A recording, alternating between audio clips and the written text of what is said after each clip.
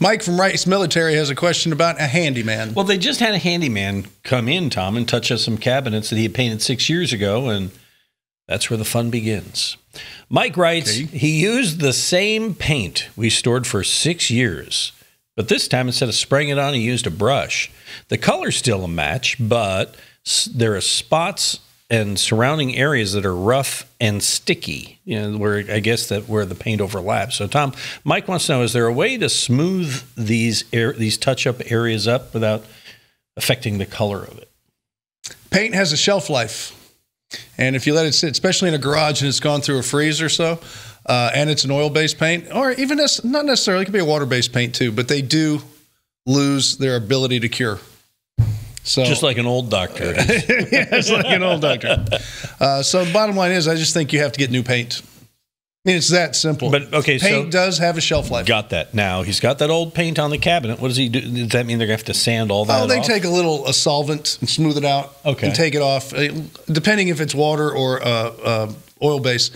But yeah, it'll come off and it'll be fine. And then you go ahead and get some new paint that will actually cure. Paint cures and hardens, and this is just not doing it. So all that paint that we save in the garage, out the door it goes. No, you know how to get rid of paint? No extra charge for Tom's sound effects. Yes, don't. Well, first off, if you're going to try to keep it, turn it upside down so air doesn't get into the paint can. So you store it on your top. That's why they store it in paint stores in the back that way. Secondly, you don't want it to go through a freeze.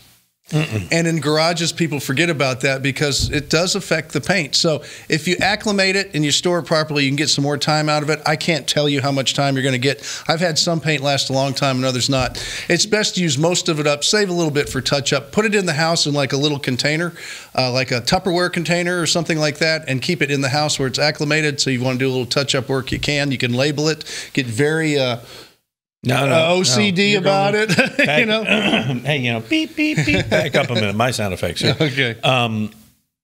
Go over to Bearings, and they've got, remember those paint sink guy? You can do that. He's got the cool little can with the brush in it. And I think, that as long as the paint will keep in that can, And just label it, say kitchen, trim, whatever the case may be, and keep it around. That's what I do at my house. And once in a while we'll touch up.